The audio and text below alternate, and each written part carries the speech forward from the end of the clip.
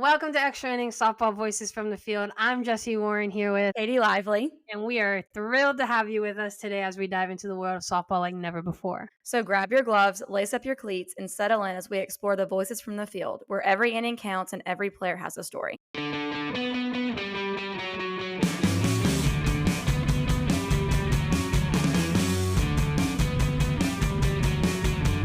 Welcome back to our podcast. Today we have Carie Dever-Boaz with us. She comes with a lot of experience and a lot of expertise with over 25 years in college coaching, being in the Power 5, now Power 4 level. And she also has coached a travel ball team. She has coached a pro team. She played Division I softball, was an All-American there. So a lot of experience we have with Carie. And we are going to talk today with Carie and with Jessie and just have a conversation about rankings, watch list, the class of 2020's 25-man cap that's coming soon for the NCAA, all the things. So we're super excited for this conversation. And I just kind of want to start it off talking to Jessie and Carie about the 2026 class and how the commitments have been rolling in and how social media has played that part in the recruiting process and how you think the 25-man roster is going to affect some 2026 recruits. So I'm coming at this from several different directions. First of all, let's just be totally transparent. I'm a mother of a 2026 who has just recently committed. I coach a travel ball team that has 9 2026s looking to land, and I've had 3. And so they are rolling in. I think it's a much slower process this year.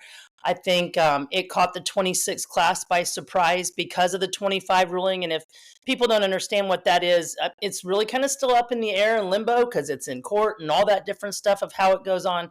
But the gist of it is they're going to be limited to their roster size of 25. So if I get on my soapbox just as a coach, I think that's fantastic. In the long run, I think the 25 is realistically ethics. It's what it should have been to start with in the beginning.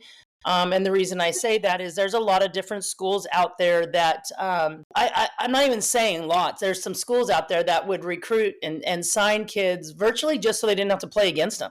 And so their rosters had, their 10 through 30 could have started and played on any other team. Now, there's nothing wrong with a kid that wants to be a part of a program like that, but I think that's what in lieu gave birth to the portal. So to me, the 25 roster and the limit in the long run when it plays out is going to be better because I think it's going to make mid-majors and JUCOs and Division II rosters even stronger.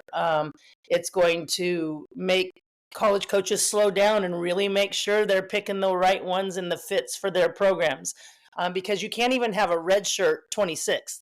It's whatever you have is in that 25. So you could have 3 red shirts due to injuries, which means you're going to battle with 22. Now, I've talked to a lot of different coaches at the college level, and they're looking to keep their rosters at 2022. Now, within that rule is they've said you could have 25 full scholarships. So they've put softball to a head count. Now, the problem with that is how many colleges can afford that? So, because that's pretty expensive. I could argue that the cost of the schooling is monopoly money. You're just flopping it around because it's students in. But when you start talking housing and food and all the other stuff that goes to it, it does do it. Now, the part that's in the court system is how does the NIL, how does the revenue sharing take into that process of it and all of that stuff that goes on it. What happened is that actually was announced. I was standing in the dugout in Indianapolis coaching an Alliance National tournament. And I was very excited. The girls were excited. But what I told them is you don't know how this is going to play out. So it really transformed and changed the September 1 myth of, all the beautiful things that can happen and, pixie dust and unicorns are going to fly across you for your career and everyone's going to fall after you and go through that. So it really slowed that down. So I had on my team a lot of young women who might have only had 1 or 2 calls that I know that there's 15 schools that are still looking at them right now, but they've pumped the brakes because they don't know how their institutions are going to fund that. And they are already high on their roster numbers, so they have to make a decision. Do I cut somebody that's already on it to then go after a 26? So in the nutshell, I think a lot of your power 3s have gone, or 4s, whatever we're at now, 3, 4, I know we're not at 5 anymore, have decided to go after all of their top 3 kids. I'm going to go land those 3, and their second round that are still their top picks. They're kind of pumping the brakes to kind of see where it falls out. And then that puts the mid majors going hard after those kids to, because they might be nervous, to get them to jump and take that offer. It's a commitment. So you know what that means. In our household, that means everything, but not everywhere else, So I think in the long run, the 25 ruling is going to play out and be well, but it's changing. People don't like change. Certainly the 26 class doesn't like the change, but I do think it's going to be a good thing. So I think you're going to consistently see the recruiting process possibly slow down a little, which I think is a great thing, because I think a 16-year-old that's barely been to the prom or had all these big decisions trying to decide where they're going to school and what they want to be when they grow up and all that. Well, they know who they're going to be, but what they want to do, I guess I should say, is a big change in that.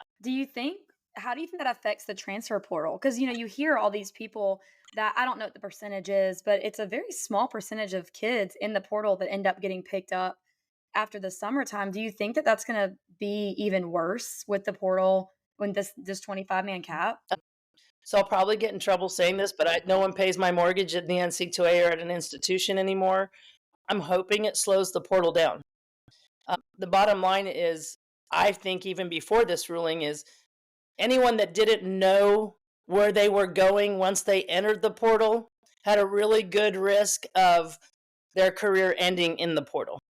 Now they could go down to a JUCO if they still had that eligibility, or maybe down to D2 or different things. But the fact of the matter is, even though it's illegal for them to know where they're going when they jump in the portal, unless you're Kennedy, that's out there trying to make it $1.2 million and going for a bidding war. For the most part, there's probably three categories. The major NIL kids that could go into it because they have agents or whatever working for them, which people can say, oh, that's terrible. Well, I see it both ways. Terrible, and it's good, because it's kind of nice to see women starting to make some money doing some of the things. Maybe I wouldn't have to be working so many jobs to take care of my 16-year-old if it was like that back then. But and then the next level is the ones who are good enough that, be it injury, graduation, whatever it was, coaching change, anything like that, that have 6 or 7 schools that have heard they're unhappy, contacting the contact of the contact of the contact saying, hey, we're interested, so that they know when they jump in. And then you've got that next level that they're just looking, they're not happy with their playing time, they're not happy, I don't know, whatever it is. And, it's for good things. I mean, there are certain times that young women go to, and not just young women, but athletes go to a school for a specific major, and then that totally changes, or a coaching change, or an illness in the family. There's lots of reasons that it's a good thing, and then it gets abused. And so, like I said, you can't govern ethics. We can keep trying. Hence, there's more NC2A rules, all that kind of stuff. But I think in the long run, it's all going to be good if everybody, parents included, kids, can just kind of slow down and breathe. And if they want to play and they are above average, they will surface somewhere.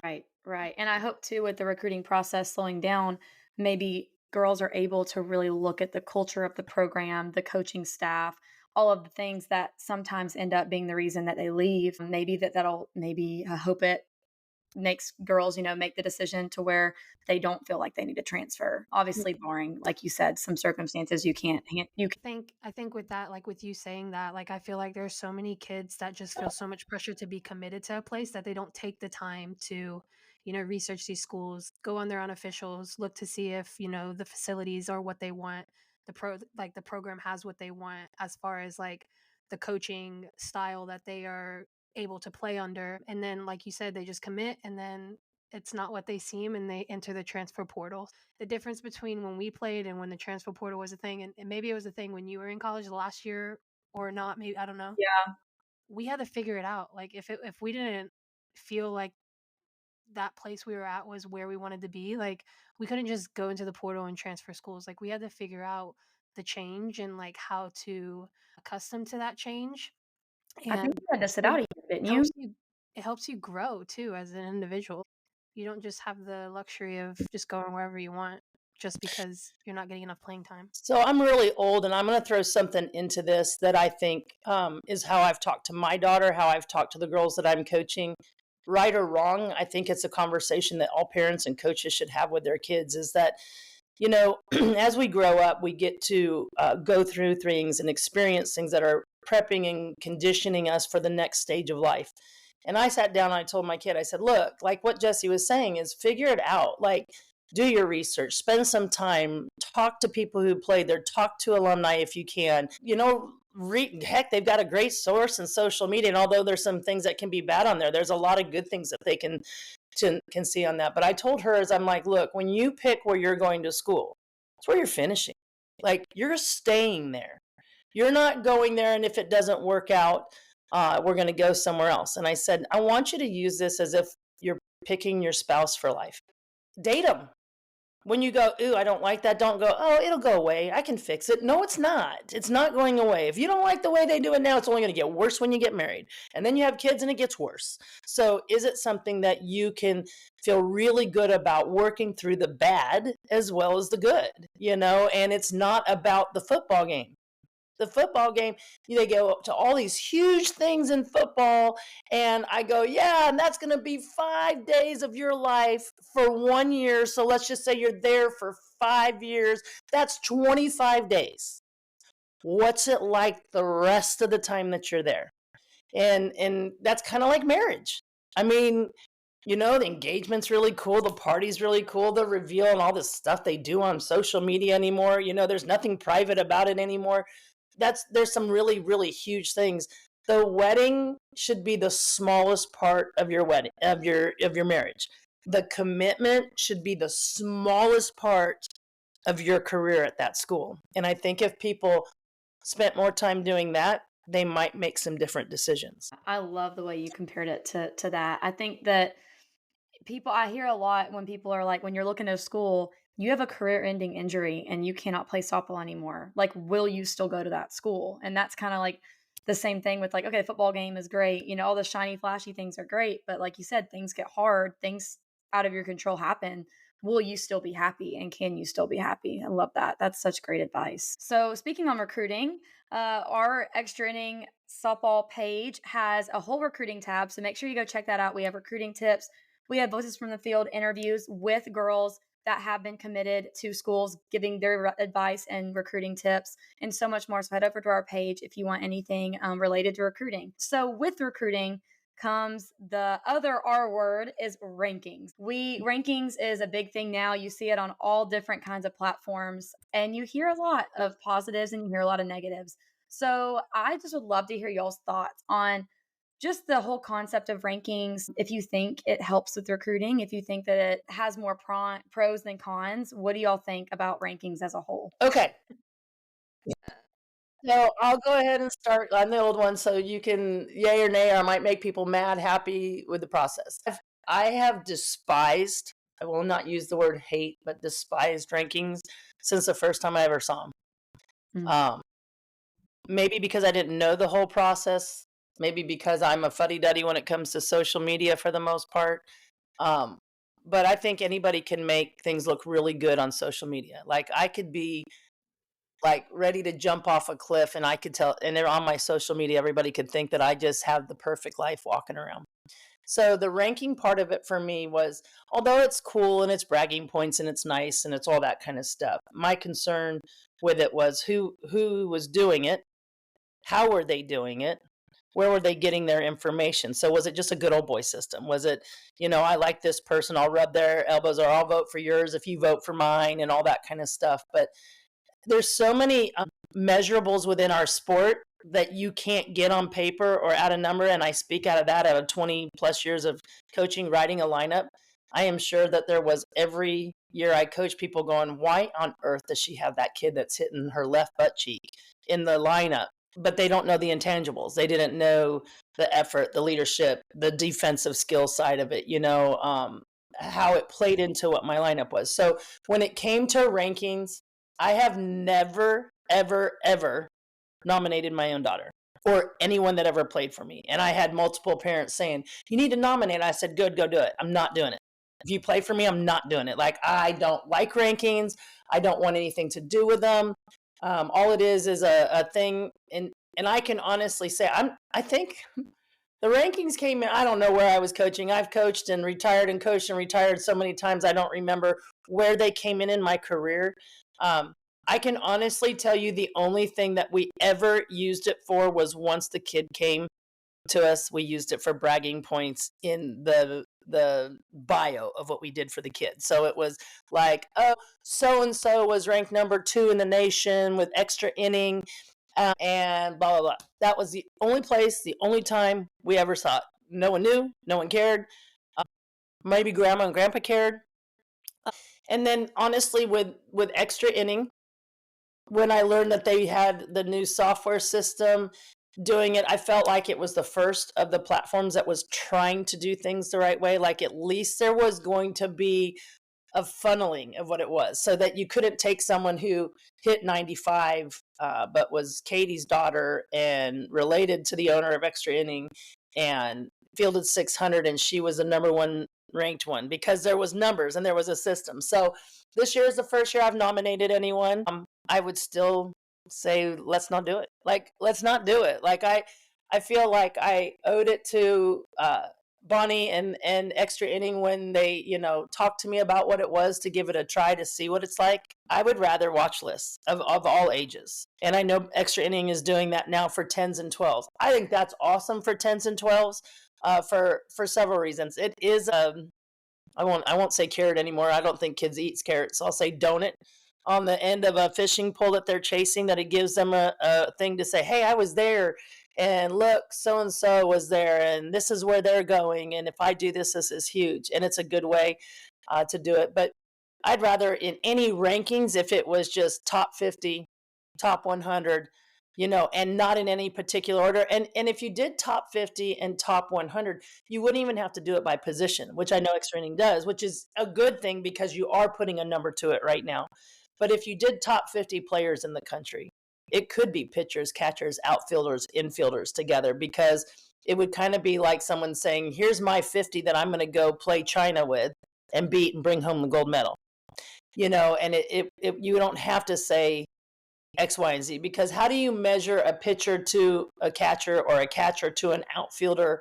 You really can't, because the position itself is. So if you really wanted it to make it elite with rankings, maybe you said top 50 players in the country in the class of 2026, and you go. And then it still would be hard, but you could use that knowing what they would do to your program. But I'm much more for a watch list. I'm much more for that part of it. Or like the top 50, like what we were talking about out of a class. I see a little bit of, I agree with that. I'm the type that believes, like, if you're good, you're going to get seen if you do what you need to do to get seen. Like, you don't need a rankings to tell you you're good. Like, I never needed a rankings to tell me I was good. Like, I took it upon myself to do what I needed to do to get the exposure that I needed. But I could see, like, the good and the bad in it, as far as, like, kids may use this as like a benchmark for progress for them. So, being ranked 1 year at this number, like using that as motivation to get better throughout the years and see their numbers rise, rather than using it as an opportunity for that exposure from college coaches. And then, the bad side, the pressure, the expectations that come with, being the number 1 pitcher or the number 1 outfielder, catcher, whatever it is. And creating like that immense amount of pressure that these high school athletes have to live up to. And then the next year they may drop, and now they don't feel like they're worthy enough of getting the exposure that they may think they deserve, type of thing. So that's kind of where I am with it. I would rather, like Carie said, have a watch list rather than an actual ranking, like a numbered ranking. But yeah, I don't believe that a ranking decides how good or bad you are as a player. Yeah, I love that.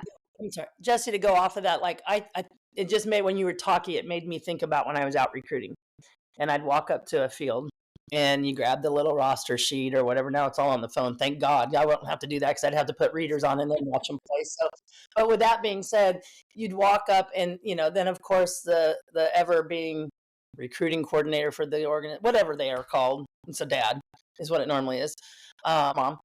They would come up and, they'd say, what are you looking for? And if I was looking for something specific, I might say it. Or if I'd say, I'm just here observing, I'm trying to grow my, list of what kids that I'm looking at.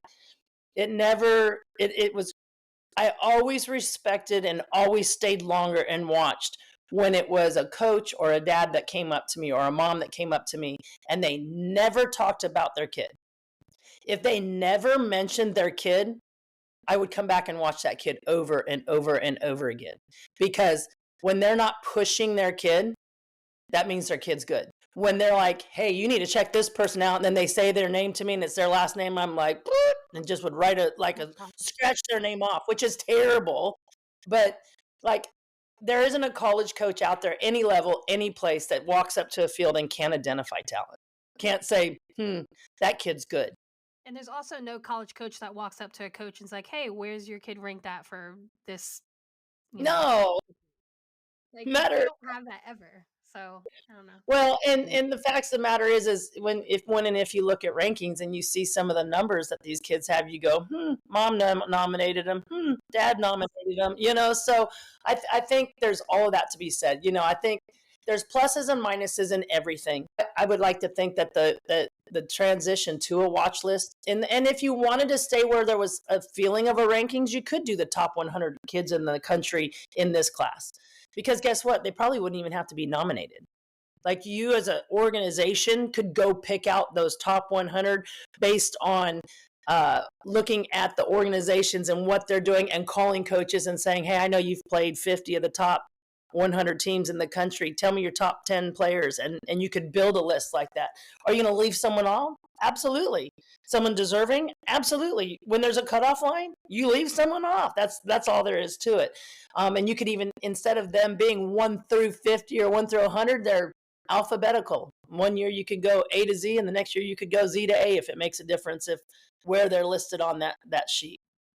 Yeah. And I think too, to kind of go on the more recognition side other than recruiting, is I think a lot of it, if the parents and the coaches saw it as more of like, I'm going to nominate my kid, and if they get recognized, that is such an amazing accomplishment, instead of being like, well, this kid was ranked in front of this kid, in front of this kid, but this kid, that comparison game. And I think that rankings can be celebratory and can be, like Jessie said, a benchmark for a kid. If they worked really hard and they get ranked in the top 50, like, oh, awesome job, like, you killed it. But I think it, like you said, it just comes with that recognition of like, okay, this isn't going to make or break my recruiting process. This is not defining who I am as a player. I think it's a really fine line that people have to walk. But I do love watch lists. I think a watch list, like you said, Carie, is such a great way to recognize players and their accomplishments and celebrate them without putting a hard, definite number. And I think too, it's the stats. That's what I think is the biggest thing, is getting those stats from people and getting reliable stats. Do you think there's a key word, reliable? Do you think there's any way we can get reliable, well, not we, but any rankings platform can get reliable stats? I think you have some parents and coaches that are honest about their players, but then you have those coaches that have that ego, that want all their kids on their teams to look and be great athletes, that they submit stats that aren't accurate. There's no way that our rankings committee can tell if that's, true or false. In my opinion, I don't think we'll ever 100% have every single stat that's accurate, but you will have a handful of parents and coaches that are honest and live by the honest system and will submit those correct stats for their athletes. Maybe if we can get 50 people making 1.2 million in, like Kennedy does, and Extra Inning can employ, I don't know, 2 people per region of their 6, so 12 people, and their sole job is like what the pro scouts are, is to go sit their butt at every major national tournament there is, to be able to get, you'd know. I mean, heck, I'm going to tell you, the whole time I've ever coached in college, you knew what schools protected pitchers and what schools buffered their college hitters, because the beauty of our sport is no amount of regulating, trying to make everything perfect, is ever going to take the human element out of it. So it's how somebody views what a hit is or what is not a hit. I mean, a kid that is standing waiting for a fly ball and the sun gets in their eye and they don't touch it, I'm going to say is an error. You might say is a hit because they never touched it.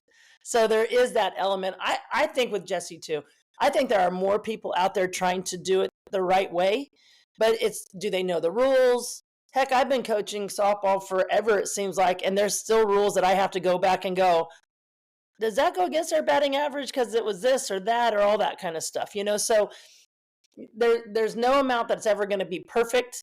And that's why, I mean, if we wanted perfection, we would have gotten rid of the home plate umpire, even in Major League Baseball, and made it nothing other than an electric eye. But we don't, because part of the love of our game is the human element and being able to boo the umpire. That's just the bottom line, you know? So I do agree, like Jessie, I think there are a lot of them out there doing great jobs and trying. And until all statistics from whether it's, I don't know, what is it, Game Changer and the Alliance thing and all the different things, the athletes go live, until it's all one system and all the data is being collected at one place and it's connected to one kid, because you got kids picking up. How do you do that then? You know, so there's a lot of those things that I think that play into it. But I think at least with extra inning, what we're talking about, whether it's a watch list or whether it's the rankings currently are, or if it becomes a top 50 or whatever it is, they're at least attempting to validate human decisions based on a software that at least organizes it so that maybe it's just a check and balance system. Yeah. And I think too, with the rankings for the older girls, the 2026, 2025s, and the 2027s, I think the 2028s now, they're all in that ranking age.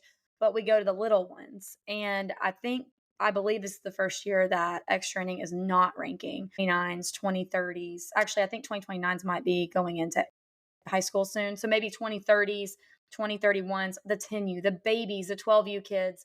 I think that's where it gets really dicey, is you have babies that are out there just playing to have fun. And that's what they're told, right? Like they're told, I know I've told little 10-year-olds, just go out there and have fun. If you listen to the advice from the commit crew, which if you have not been following our social media, make sure you check out our new 2026 commit crew. It's comprised of a bunch of 2026 girls that are committed to Power 4 schools. So go check that out. But they be giving advice to their 12-year-old self. And I think almost every single one is go out there, just have fun, enjoy the game, play the game you love. And I think with rankings, that contradicts it a lot. So that's kind of the direction that extra inning is trying to go into with the watch list for the babies. Do you think that the watch list is a good idea for 10 and 12? Do you think it's still too young?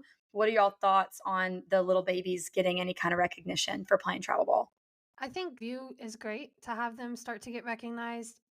I didn't know I wanted to play college softball until I was in 9th grade. Being ranked at 10 and 12 is just like, I don't know, like crazy to me. Like, I don't think you should be ranked, especially at that young of an age. Like you said, you're out there to have fun. Like, I remember my 12U tournaments, like, we were literally just goofing around half the time. And granted, yeah, we were a competitive team and we were playing softball when the time came. And, like, we knew when we stepped on the field, it was go time. But majority of the time, we were just having fun. So I think having a 12U watch list is great. 10U, start putting them on the radar, yeah, because they're going to be getting into that level soon. But in no world should you be ranking that young of an age, because like I talked about before, like the expectation piece, like there's so much development that happens when you're 10, 12, going into your high school years, that you can't tell if a kid has reached their full potential at the age of 10 or 12. Like you can start to see when a girl starts to reach their potential when they get to the high school level.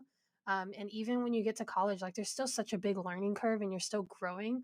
But I feel like your talent and like your mechanics and all of that at a certain age peak. But I think at 10 and 12, you're still too young to kind of be able to envision what you could be going into high school. So I don't think having them ranked that young is a good thing. But I'm all for the watch list and putting them on a list to say, hey, watch out for these girls coming up into the start, like in 14U type of thing. Here's kind of a story that I can kind of back up what Jess is saying. First of all, I'd love to see extra inning go back over the course of when they were ranking 10s and 12s and see how many of those kids were even playing at 16. Because the thing that they can't measure is I was the size not the weight. I was the physical size that I am right now when I was in 6th grade. I had a lot of kids I towered over. 90% of them I look up to by the time I was in college. So I matured very quickly, very fastly, and you can't measure that. So like what Jess said, there's 10, 11, and 12-year-olds that are pitchers that are dominating kids because they can barely even hold the bat up because it weighs as much as their left leg. You know, so you don't even really know what that is. I'd be curious if extra inning could go, and I'm not suggesting to do it because I wouldn't even spend time doing it, but it'd be really neat to see the statistics of how many of those kids that they ranked at 11, 12, 13, 14 ever went on and played college ball, like what Jess said. That doesn't Yeah. mean they shouldn't be ranked at that age because they were the best at that time, but I'd be curious on that. Well, And then go ahead. even at that age, you're still figuring out if you like the sport. Like you said, like there are probably so many girls, a handful of girls that by the time they get to high school, it's like, this isn't what I want to do. Like I like basketball better or I like soccer better because they play multi-sport. They're a multi-sport athlete. So that's another thing too, is like that young of an age, like you don't know if they're going to stick through with softball up until high school. So I don't know. I feel like it's a waste of time to rank them and then you get 3, 4 years down the line and they're not even playing softball anymore. Yeah, absolutely. I mean, I think that's a huge thing. And I like I said, what are you gauging that's good at that age? Like, what are you gauging? You know, I mean, it's so hard to do that. That's why I think a watch list is kind of a cool idea because you can say, hey, Katie Lively and Jess Warren, man, you got to go see these kids play because, man, I turned my head at 11. Did you see what they were doing? Let's follow them. Like, it's a way to say, hey, keep your eye out on them. And I think, to be honest with you, that might even be a better way of helping them in recruiting. Like, people can see that, you know what I mean? And my example was, and I'm not going to say the school it is, I was coaching at a Division II school and at UWA, and that was back prior to that when they could be 6th and 7th graders that were committing, if you remember that era that we went through. And I'm Yeah, thinking, are you kidding? that was And I our probably shouldn't even say this, era. but I probably shouldn't even say this, but I literally said, when people would come up and they're like, are you looking at so and so? I'm like, look, if they haven't had their period or gone to the prom, I'm not looking at them. Like, it was the 2P principle for me, you know, and we would laugh. But this institution was a Division I in the Power 5 at that point in time, and we were going over as a Division II just to take our lumps and let our kids be able to say they played on their field and la-di-da-di-da, it was fall and all that kind of stuff. And the pitcher the coach threw against us was on the same travel team as the pitcher I had. And the one that he had in 7th grade was #1 and dominated for 4, 5, 6 years. The one I kept my eye on was the one behind her because she wasn't getting the looks and stuff like that. So I swooped in and picked her up as a junior. And when she threw, now we still didn't win, but they only scored 1 run off of her. And this was a team that was averaging 7 runs in the SEC. And he said, where the heck did you find that kid? And I just started laughing. And I said, she was behind the kid you threw against us the whole time, but you guys were so worried about who was great in 7th and 8th grade. I kept my eyes on the little scrawny thing behind her. And thank God the portal wasn't like big then, because he probably would have said, hey, get in the portal, I'll take you. But I think that's exactly what Jess is talking about. Like, you don't even know. Like, you don't even know. And I think that's why maybe a watch list would be cool, because maybe if it gets to be it's good enough. Extra Inning is doing such a bang up job with the watch list.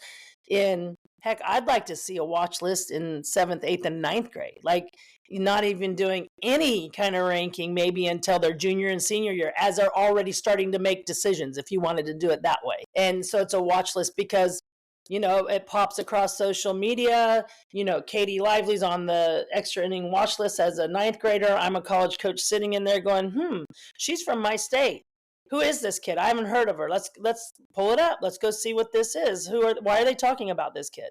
So it might be best to grow for the young women. I'm in it for the kids. Like, I don't care about parents. I don't care about coaches. I don't care about companies. I don't care about anything that can promote young women and open up doors of opportunity and recognize them so that more people are signing NILs like they can and make life-changing money. I'm all about. I mean, fact of the matter is, Jessie Warren shouldn't even have to be working. She should have been able to make her money, you know, college, maybe a couple of years post-college. And when she says, oh, my arm hurts, and she's done, she can ride off in the sunset and live off of what she made. Yeah, yeah. And I love the promoting aspect of it. That's kind of what I was going to bring up was the watch list it's really cool to promote those girls, right? Without putting that pressure on them and being like, here's what so-and-so did. Like, they're working so hard. Go check them out. This should be someone on your radar. I think it's the big promoting piece, especially with the young ones. Like, that's so cool, right? Like, a little 12-year-old that just loves the game, you know, gets put on a watch list, and it's just like, you know, everyone gets to see her accomplishments and her celebrations and be able to promote her in that way. And I think that that's a good way for social media, like you said, to kind of start that promoting piece and being able to retweet that. And then maybe when they get to ninth, 10th grade, they can start tagging coaches and being like, hey, I made the watch list this year, just to promote themselves. Not that it's going to make a college offer them on the spot, but just a promotion from that kind of standpoint. I think that's a great